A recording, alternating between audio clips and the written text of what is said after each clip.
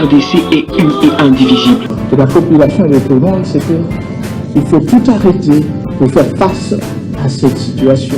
Et que nous ferons de cette terre richement bénie un réel havre de paix, de prospérité et de progrès social.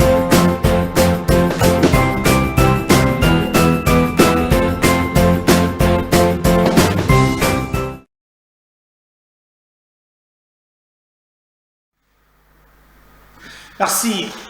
Tozane Sengo ya kotelema na bitando kopesa bino sango oyo bolinga kamingi na nzela ya MKB's officiel chaîne na bino chaque jour bozali au cœur de l'actualité tozali kosala effort ya kopesa bino information ce qui est vrai dans un pays où bato baza ba fanatique moto na moto azana leader na ye oyo ye azali vraiment comme il peut c'est la ponaye ce que peut c'est à moyen information muke et toucher leader bakoye la yo en privé nous le na le makambo ya bemba chombo nanga pose kanga makakate mama MKB zo bolanda kango mingi donc na yebi ata ba sa appel te ba message ce qu'on a bien binoka ko boma ce ko boma ngo yo kutikele libele na mukili na mwana nzoro makambo nanga par exemple na ya bati ya baibinga siège nanga na nevene bati basem oh menace moko yo zela biso tozala kapre ya tout oh ndeko nangai yo pe okufaka donc botindi bati baseme ayibanga siège nangai nalobate parce que nous bozana izini ya liwa moko binga o ndeko bidazala souple bazo préparer mwana moko boya mwatse kota frappe kutungai wana bazole kisatara bango wana bazara batu botutela bango pona frappe ngate ba frappe ya chaque jour ngaji bakango te naza mutu mena elisibino ke wana kutu bofanda pongia ba bébé donc ba fanatisme est tellement ampleur moko grave. Et c'est ça que tue le Congo. Batutu bazana union sacrée. Non seulement pour les union sacrée, il y a bien. Mais bao bazakuna bazana union sacrée pour bazozo baka Félix Tshisekedi bazo utiliser comme bouclier pour babeta kabakop na bango. Et ils se font des flatteurs. Or, l'actuel président de la République n'a pas besoin que des flatteurs. Non, le président Azapé n'a besoin. Yabatu bakoke kolobanaye iyo awa ezali malam awa eza malam te président awa sali malam awa eza bien te. Mais bay oyo baye po batoka mbongo, ils feront tout pour plaire au président. Et quand ça va barder et kozala lisusu président te et kozala bango nyonso bakimi président tikali yemoko. Ça je vous dis la vérité. N'appelle ça exemple moko awa. Qui peut me dire bato nyonso bazalaka na kabila bakenda wapi? La majorité. Nde bazumba fachi beto lelo. Moi j'ai vu au bazalaka na Mobutu. Bakomi ko sala documentaire. Il prenait nos femmes, lui aimait coucher avec les femmes de ses collaborateurs, il buvait même du sang. Oh! Même Kinke Moulou Bazana Bomoy, Azana na RVA, PCA, Azana Bomoy. Donc moi je demande au président, même na collaborateur na biso na MKB's officiel, ezana makambu to soutenaka. Makambu pombo kana biso kende liboso. Mais ce qui tomoni pe lubili no nont même na kati ya union sacrée tokoloba botika ko ambete biso bino ezaka on combat le président makambo zolo ba wana non nazala ki dernièrement na ya ba militaire obiki nazana ba secret belé o ba to la mafia armée mais na tali situation tozana ngo eza situation de guerre. Information on a profité na ba ennemi alors ça ne sert à rien et ça moment propriété mais tant que tu makambo ya guerre ou bien akalmi et koti makambo fande bien toko beta bato na bazoko yiba kambongo. C'est notre pays après tout. Nous n'allons pas rester là en train de rester dans les bakoboma. Non, c'est notre pays. Même yo koboma kawan, tala pe na famille na yo, oza pe na ndeko na yo moko, yo muto yiba ka olia ka oza yo moko. Peut-être na bana na yo restreint, mais oza na bananka si oza mboko soke eza bien atato ba papa social ba kozala te, mais mutu na mutu akozwaka akokabolaka oyo ebongi na ye. Oui. Donc na yebisi bandeko ba bengi ngai lobi ke to sala ka musala na biso, to na problème na mutu te, peut to landela ka mutu te, mais nous faisons l'essentiel afin que vérité et bana batonyon so ba yeba nini ezali koleka la République démocratique du Congo. Alors ce que zamba la liboso zota la chaîne na biso et loko na kosengo ya liboso ezali au s'abonner d'abord, au s'abonner yo moto liboso au senga pe bande comme depuis que tu es revenir kaka tozogia vous m'avez épaté tozoga kina 69 000 abonnés juste après les heures ne tournait pas mais na mo ya lelo to komi na 75 000 abonnés. Donc vous m'avez donné 6 000 abonnés dans mon temps au Etikani. Alors il y a un problème et que il faut que tu aies la information dans mon bouteille. Tu as la info du début jusqu'à la fin. Il y a des gens comme la biso, azoto nanga mutuna na makambo na lobaki na émission. Cela montre qu'il y a l'handicap d'information, moi parti. Non. Il y a tout au plus 40 minutes. Ou 30 quelques pour être Hollande Kangona et Bandeli Tisuka nde okozwa vraiment information. La plupart des questions que vous avez comme langai na lobela kango déjà na ba émission. Bon na ba émission et Bandeli Tisuka nde mokozala vraiment na ba information au Italie République démocratique du Congo. Alors les loto kolobela makambo nini ça chauffe monoko nanganga. Quand je vous disais ici que ma cambozane bilu 90 bato bandaki ko du matin ba ya ko finga ba fingaka ba ya ko menacer comme to mesana menace ba menasaki aujourd'hui le masque tombe chez Katumbi ba départ en cascade vérité na sa mesa komi ko bimana et je vous disais toujours quand on parle makambo ya Katumbi batu bazokufa na Katanga batu moko boye batelemi bazolandela bakasaye c'est Katumbi qui s'est caché batu babandaki ko croire te mais aujourd'hui vous allez voir mutu moko ako trancher likambo wana aza n'importe qui te l'ancien président à Ligue des jeunes et Ensemble pour la République yekutu azamuto solaka na Katumbi mwa mingi alobi tribalisme na batu ya Katumbi et atteindre niveau mususu bino bomona bakanga mokebayi awo Ig Michel Nkoso azana makala man mutunangai ye wana se retrouver na makala oyebi ke Katumbi abundela safu bakanga safu te malgré nyonso boyebi wana. Mais comme Moukeba Zelaki Moulouba et qui ne comprenait pas l'enjeu. Parce que si vous regardez dans cette émission, oh bah c'est la grande. Moutozo, Koloba Makambo ya ko insulté, Moulouba te, c'était pas Moukeba. Mais Moukeba jouait l'innocent comme il accompagnait, comme on le voit en français, qui dit mot consent. Mais en réalité, Zelaki à l'avant planté. Mais comme il s'agissait d'un Kassaïen, Nandenge Balobela qui batiki a coulé.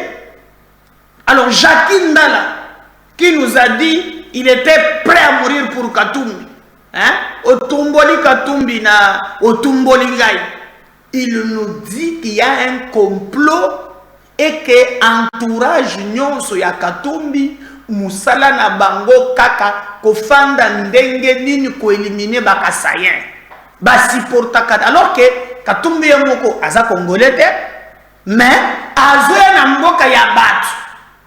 Maintenant, il a opposé la ethnie. Et, vous comprenez, quand je disais cela, pendant qu'on dit, Kalamingite, ni t'étais intervention, il y a oyo azaki na besoin komele oyo na militaire na biso nini oyo bato mina katanga te Edi Capel ye mutu akalme dossier wana bolandaki koma chef coutumier moko abimi kaka boye okobanda bomela mai na papa me tomela mai na bino te nous toza bakongolais toza na besoin te toponaka babiloko babikolo tout ça et babandi kolanda batumbaki kutu bamosusu dernièrement ici et cela s'est matérialisé même na bapropos ya muto na monaki kombone nani le nom est Mwando mwana ya vieux Mwando Christian. Quand il a tenu ses propos, moi je pensais que ma propos séparatiste, un leader comme Katumbi devrait vraiment kozonga simakoloba non na likambuana biso tozate to se retirer na biso boyina boy mais aye ko tweeter koloba que Christian naza na yo na nzela wana et là ba wele la yebite il gagne quoi soki ba kasaina ba katange ba bomani tozana traumatisme oh déjà ata ya kyungu boyebi ba bilulu le cimetière le plus long eza kolongwa katanga wana batu bakufa na rai ebele. Alors ce démon est entretenu par quelqu'un qui n'est pas congolais et ba congolais paix quel que soit mbongo bazo pesa bino. Mais quand on vous se lève contre vos frères, on vous donne combien? Na moni dernièrement ba maman moko balali libanda ba yera na tongo bo wende mini enda wapi baba ni bakasai Tshisekedi ndio même na bokonzo Tshisekedi oyo ezaka na 10 personnes bazo se retrouver baza na clan one ndé baza ba millionnaire ndé baza na ba cop la plupart ya batwa ba yebi na bango le côté.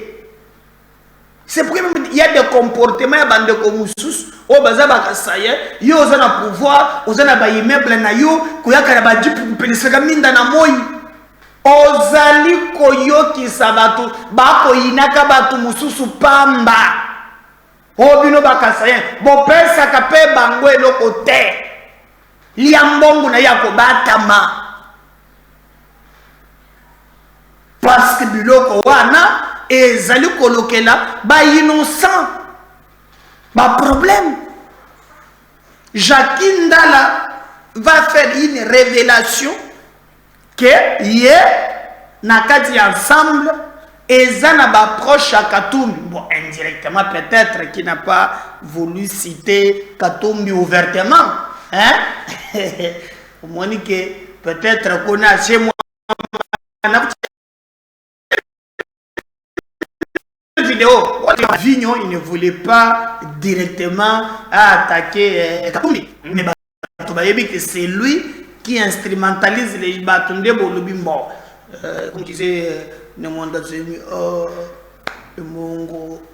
donc je ne vais pas entrer dans ça, mais bon, quand même que non, c'est lui qui instrumentalise Batouana. Mais Jacques Ndala va dire que non, yé na nzela na yé a créé peur déjà dans mon bord na yé na le bi tribalisme le qui na monango na biseku ko lokla ngo wana ceux qui MRP ceux qui ils envoient tending na wana ki wana lokwa yango wana mouvement nini mouvement sogede nini alobi le bilu nono anti na moni tribalisme au degré ezokende ekoyako beta ngai mwa mukatona lala avant pour me sema batutule chino mai moto alali donc alobi tribalisme leki mais tribalisme wana eza ya Katumbi te ezande ba collaborateur na ye nde batu bazana makambo ya tribalisme sinon ye penza vraiment azana ba makambo wana tembo toko do bandenge nini yes est-ce que il va rester nakati ya ensemble jusqu'à lobby azana mais abeti mwa mbore zanga kombo oyo azali kosalela mikolo oyo ce qui montre que non ezalaki quand même makasi pour akoki supporter eloko wana te. Alors bandeko bazali s'opposer na bandeko na bango mususu eza manipulation. Ba politiciens qui vous manipulent lobi ko regretter. Nous avons vu aujourd'hui le bakango lobi awo Matata Mponyo Bukanga Lonzo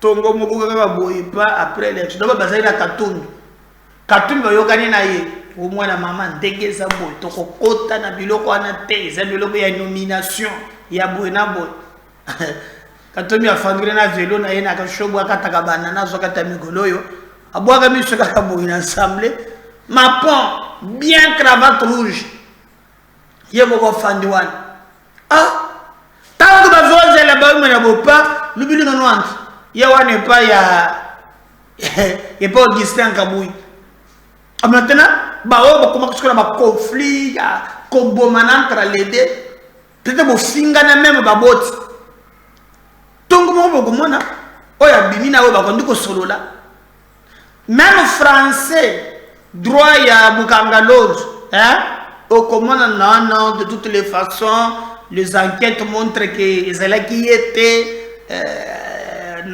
la situation, il y a cadre macroéconomique pour nous soit finance pour remplacer Nicolas Kazad. Comment non, pour le cadre macroéconomique, faut tous joyer. Nicolas Katumbi a changé de numéro à Kangicho, Bazombe. Au réunion opposition, Azo qui paie Bango de sous-souté. Mino contre ce qu'on a, Bozobo Manaka, pour les politiciens. Et conclusion, vous avez le résultat. Et nous pensons que ce n'est pas aussi clair que Zadiko Kana, nous devons faire un effort. Il faut travailler pour relever le défi en Bokanabiso parce que le peuple a besoin vraiment, il y a comme un pays debout, un pays qui avance. Mon pays, le bilan non moi la maman souffle le il y a pas de alors c'est pour montrer que non, quand on vous envoie attaquer vos frères par des politiciens, Katumbi et Moko, babandagana fayulute na la muka, ba ça la muka na bango mi balé na bem. Quand on va lembi la muka, Fayoula Tigena la muka na ye à rejoindre son opposition. Opposition et wana pas, to éviter dialogue et zali bosso ce qui va kobenga, ce qui alors ça ne sert à rien à s'attaquer na bande konabino pour na ba politicien et c'est la canatina mon côté. Tribalisme, oh bazali ko entretenir. Moi je dis que c'est Katumbi, Jackie dit que non, et ça va proche naie, à Tiema il n'a vu un problème exactement. Mais tout l'année nous d'abord Jackie Ndala, Toyoka Makambo, oh yé à lobby, hein, par rapport il y a Makambo il est qui n'a regroupement politique na Bango ensemble, qui disait ça, ensemble pour les problèmes de Katumbi, qui me disait ça, Yvon Mundad. Ensemble pour les problèmes de Katumbi. Donc, Kolanda, ensemble, na Dondi, Boyoka Makambo, Tato ya Lobby, on va revenir juste après.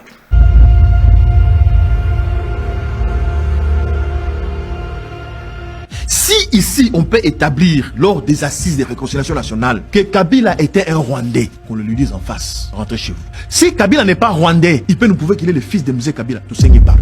Etienne Tshisekedi n'a pas été tué, il a été assassiné. Il y avait un complot, Babel, Jamindele, Babomara, Etienne Tshisekedi. N'a compensé à Congolais. J'ai des problèmes avec les proches Katangé de Katumbi. Les proches Katangé. Voilà. Qui ne supportent pas le Kassaya. Et ça, c'est vrai, c'est vérifiable. Vous avez combattu pas vous avez Kassaya. Mais oui, mais Kassaya me supporte dans la Kassaya. Est-ce que la Kassaya partie, notamment, Francis Kalombo, est-ce que vous avez combattu Francis Kalombo n'a pas fait 21 provinces de tournée pour parler de Katumbi. Même Mukeba, il n'a pas fait 21 provinces de tournée pour parler de Katumbi. Donc, Kassaya il indique qu'au salive, la province, nous pour parler de Katumbi. Expliquez you. Mais Jackie, c'était un vrai problème parce que c'était du Kassai, les frères du président de la République. Depuis que le Congo existe, commençons par Kimbangu, on a tué Qui a tué Kimbangu? On vous dit c'est le Babel, c'est le Obama qui est. Non.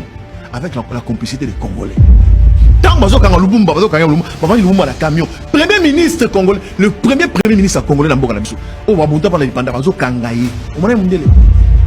on a tué Mouzel Roi des Kabila dans son bureau, dans l'endroit où il était censé le mieux sécuriser, assassiné. Aussi Mukendi, Azara Moïbité. Je l'ai immortalisé hein, dans preuve, cette émission, les peuples regardent toujours la pensée des Nzambe Korumba, c'est tellement que na vidéo n'est pas massassi. Et ça qui fait la marche na kati ya paroisse azu massassi ya koi ni banderole ni papier ni chapelet na maboko ni nzete ni koni. Ba vidéo eza nzaka la tilo mutala mwana mbale na ko na mboka o. Ba to ba memi ba vidéo ezali makila ba tchela kati église ya Nzambe. Qui a tué aussi Mukuni? Donc c'était justement seulement les Katangais qui ne vous supportaient pas. Il y a évidemment 1, 2, 3, 4 Katangais qui sont vraiment proches de Katangais. Vous les connaissez? Bien sûr. Non? Moïse Katumbi était au courant et il a laissé carrément. Un instant. Moïse Katumbi, en fait, vous ne le connaissez pas. Beaucoup de gens le voient à la télé et tout ça. C'est quelqu'un qui est...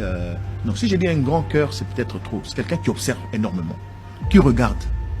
Perrault Loire disait qu'il n'a pas de personnalité, il ne sait pas prendre des décisions et voilà. Pour moi et vous, Perrault n'est pas un modèle. Est-ce que le secrétaire général est parti ensemble à permettre ou bien président Moïse Katumbi ou bah cadre il y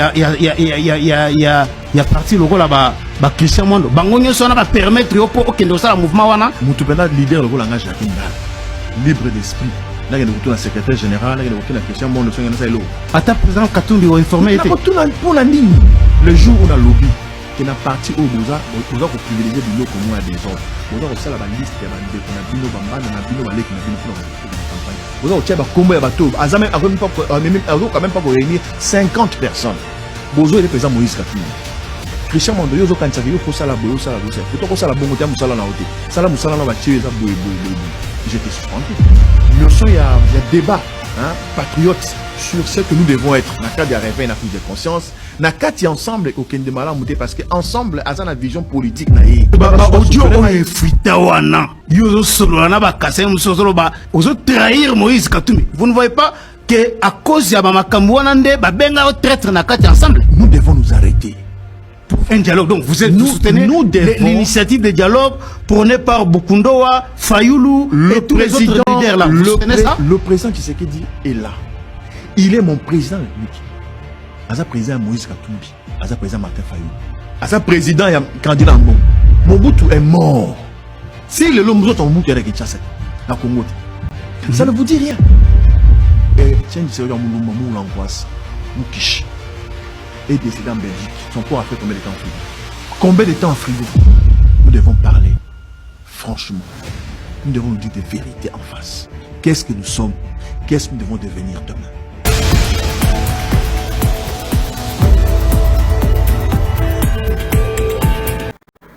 Voilà, Wana Bolandi vraiment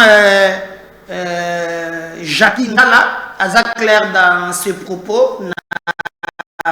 Makambo Mazali Kolekana ensemble pour la République. Tribalisme et l'équipe Makasi, Azaleko s'est retrouvé en difficulté. Iyewana a créé un mouvement à lobby 4 Katangé, Oyo Bazali.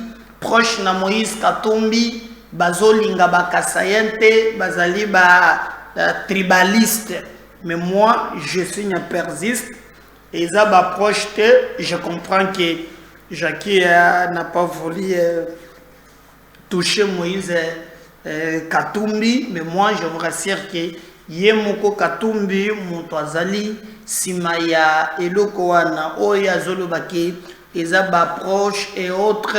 C'est là, il faut que Zwango, entre guillemets, Ayebi, très bien, que c'est lui qui a la base, il y a Nyonso, et Ezali Kolekale, Motona Ezali. Est-ce que Azaka Katia ensemble pour la République, je crois que Bokolanda, émission Moko, d'ailleurs, Azaka Yemoko Motolobite, mais nous avons vu d'ailleurs, Ndeko Moko, Azali na ensemble un Fumutoto qui a aussi à son niveau Kolobela Jackie Ndala. Est-ce que tu veux que Makamyon soit Batuba Lobake Naye et zali vrai, c'est un combat, il y a conviction, un combat, il y a chop chop ndenge personnam Christian Badibangi abandaki koloba ou bien ezali likambonini moko na moko akoyeba, mais pour le moment en tout cas ça marche les mots pour retenir que tribalisme na espace Katanga kombo nango Moïse Katumbi qui je sais pas Bakasai Basalieni dans l'une de ses interviews il a traité bango Bataliban un candidat président de la République na sorti na yemoko à Salaki. Alors le problème est ailleurs, le problème n'est pas un problème maintenant. Il y a Bikolo, mais lui veut cibler quelques individus comme ils l'ont empêché comme président. Or, au contraire, il devrait dire merci parce que tu sais qu'il dit que lui prétend combattre comme Kassayen, bah PCA nationalité ya Lukuta, o ya Zanango ya Soloté, épreuve ezali wana, mais le reste tout qui est commis les cambo ya pas TV za radio té, tout l'anda pe fumunto to kriaji na ba propos ya Jacques Ndala pe qui donne aussi son des cloches moko contraire na oyaye. On revient juste après. Pourquoi nous ne pouvons pas prendre parmi les enfants les plus polis qu'on a mis sur la armée? Tout ce qui est parce que l'armée, c'est la sûreté de l'État. Il n'y aura pas un moment dans la vie où on a sur 3e voie. Mais seulement moi, je suis na tongo. Et là, na pourquoi. Mais puis, ça monte mon côté, na tongo, pourquoi. 3e voie à l'opposition, ils ont un comportement. 3e voie au pouvoir, ils ont un comportement. Maintenant, elle est restée 3e voie. Ils ont la Jésus. Ne koulou so zaki kanzambe. Bakundi pe kazaki kanzambe.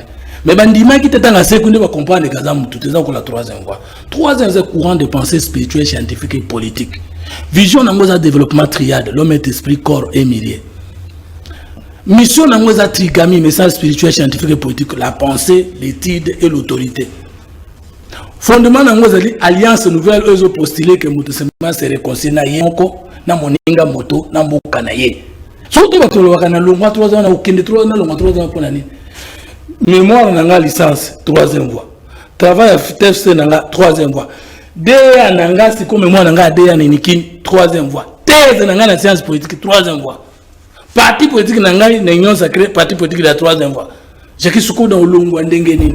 Tango on a tout une émission moko ndeko na Jackie que j'aime aussi beaucoup bien. Na yebisaka longwa ensemble. Moïse Katumbi n'a ni vision, ni mission, ni idéologie, ni projet de société. Ah, on sait les partis politiques. Pour nous dire, minga ite que n'a pas ça au quoi c'est amala. Pour les gens qui à part ba papier vert, le Hollande la moi mboka wana. Bon, moi mboka pas d'interrogation. Oh, toujours nous sommes dans les Cambodgiens. Qu'est-ce qu'ils ont bien, ils ont bisoté, ils ont passeport na yé. Au site immigration américaine et bimisaki. Même si on a le bayango avant, mais après les Cambodgiens, ils ont qui sous-bisoté.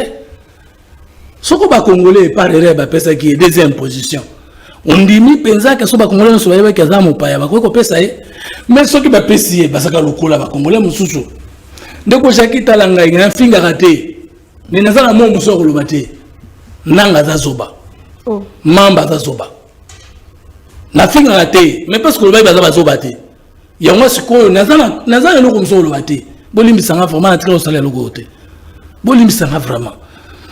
Tout la question du président Nanga, que je respecte bien parce qu'il fait partie des gens qui m'ont aidé dans ma vie. Mais ma base au Congo, il permet de gagner bien raison. Atindi, les soldats qui sont de côté à Kichanga pour babeta Massassi. Babunda na soldats à Congo, à Congolais. Abeti c'est quel Massassi. Maintenant, en salle de dialogue, aye ko yokana tseke diawa. Ba Congolais ba kufa kinanzela. Abomba ona maela tuna mzoba. Parce que batu bazoela Kabila fils Joseph Minduki na est baboma kasika mwenga encore makobora ba maman le mois de mars hein, honneur à ma mère, honneur à ses semblables, honneur à ma femme, honneur à mes filles, honneur aux femmes congolaises et africaines parce que nayo na bani. Merci. Batu wana baboma ba Congolais na nzela ba ya epa Kabila basala gouvernement d'ensemble et puis babenga na ba excellence ba dans député to benga bango honorable ba kama yele to azazo. Et ils ont tué des innocents en cours de route, ils ont négocié avec les coupables à Kinshasa Kabila, j'ai cité. Nanga zama yele te. Soka tindi troupe na ye kende boyebe ta masa sikuna. Ayebite ebeti bana na ye. Bayebise ko moni ambiskade moko salemi, mutu kama no kendo tika bana no côté Rwanda to côté nini bakufi. Akolela to kolela te. Jackie. Bon répondre nga ba Congolais bozolanda nga. Tango akolela alela bana na ye bakufi par erreur na masasi na ye. Pona ndima ega za rebelle azwa bana na ndako bano beta bango masasi kola kanda tsekedi. Maintenant soki ya bana na ya ko beta bango masasi te ba Congolo ba kokufa na masasi na ye na este parce que vous monnaie tsekedi te pour zoyete. Abomba on a mayele tuna buzoba. Mamba la même chose. Je te pose la question Jackie mon frère. C'est Jean voilà, Wana Boyoki, il a parlé Makambo Belé. Donc, malobaki que Jackie a l'amdi quand tu me prends un billet vert. Mais Jackie parle de attendre d'accord au fauteuil là, il était beau billet vert à Zwakango. Mais bateau peut balungwa qui avance que bazala qui peine a raison. Hein? Ça tire dans tous les sens. Tout le monde peut bango Makambo balobaki. Jackie a comprendre Ango lelo. Que veut ça radioter? On suit ça. Déclaration politique. Des collectifs de députés nationaux, provinciaux, des partis politiques de l'opposition, Ensemble pour la République, Envol et LGD du 27 janvier 2024. Nous, collectifs de candidats députés nationaux et provinciaux, des partis politiques de l'opposition, Ensemble pour la République, Envol et LGD, réunis ce samedi 27 janvier 2024 au centre Bondeko à Kinshasa pour faire l'évaluation du processus électoral du 20 décembre 2023. Après cette évaluation, nous, collectifs des députés nationaux et provinciaux de l'opposition, présentons nos sincères félicitations à son Excellence Monsieur Félix Tshisekedi Tshilombo, président de la République démocratique du Congo, pour sa brillante réélection face au candidat président de la République de l'opposition, une opposition mal organisée, incapable de mobiliser les Congolais autour d'un seul candidat commun. Par la même occasion, nous saluons les discours prononcés par le chef de l'État lors de son investiture, en appelant l'opposition congolaise à travailler avec lui. Un message d'un patriote rassemblé pour le renforcement de l'unité nationale. Concernés par l'appel du chef de l'État, nous, collectifs de députés nationaux et provinciaux de l'opposition, prenons notre engagement des patriotes congolais devant Dieu et la nation congolaise à adhérer à la vision politique du chef de l'État, en lui apportant notre soutien indéfectible dans toutes ses actions ainsi que dans son combat de défendre la souveraineté nationale face à Paul Kagame, le président rwandais reconnu comme étant l'agent causal de l'agression de la République démocratique du Congo et ses marionnettes congolais. À cet effet, nous, candidats, députés nationaux et provinciaux de l'opposition, soucieux de notre propre destin patriotique, à œuvrer pour la paix, la consolidation de l'unité nationale autour d'un leadership fort incarné par le président de la République démocratique du Congo, son Excellence Félix Tshisekedi Tshilombo. Décidons en âme et conscience de la création d'une plateforme politique dénommée Mouvement des Patriotes Congolais Engagés, en sigle MCE. Eu égard à ce qui précède, le Mouvement des Patriotes Congolais Engagés lance un vibrant appel aux jeunes dont leurs ambitions sont encore étouffés par certains leaders de l'opposition et leurs proches collaborateurs de se joindre à nous, afin de travailler avec le chef de l'État pour la transformation d'un Congo nouveau. Au chef de l'État, son Excellence M. Félix Tshilombo, votre message à la nation congolaise, lors de votre investiture, en appelant l'opposition à travailler avec vous, ce dernier a été reçu 5 sur 5 par nous les patriotes congolais, dont nous nous assurons notre soutien total au nom du mouvement des patriotes congolais engagés. Que vive la République démocratique du Congo et le NCPR, je vous remercie. Voilà, merci. C'est très compliqué. Le 23 mars, vous voyez que dans moi, on a cours constitutionnel, le courant de Rabaché, Nango, Matali, et justice. Ngameda, Colombo, dans un contentieux, au niveau du cours constitutionnel, batu le kuibo, bazoué, bonga, nangaï, bapesi, nevinaye, Emmanuel, batu, baseme, toujours senga, na bazouzi, bazoué, sana, médard, dans Colombo, dans mes droits. J'ai saisi la cour constitutionnelle, au que Bango bazana milliard, mais gagne dans une intégrité, dans un peuple, dans un ensemble. La justice et la vie de nation. Abonnez-vous sur MKB officiel, partagez ces liens. On revient tout à l'heure dans le numéro Moussous. Bye.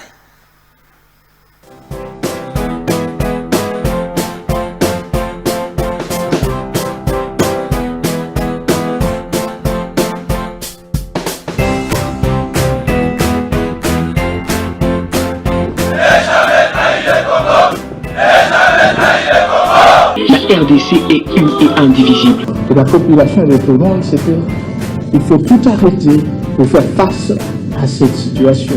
Et que nous ferons de cette terre richement bénie un réel havre de paix, de prospérité et de progrès social.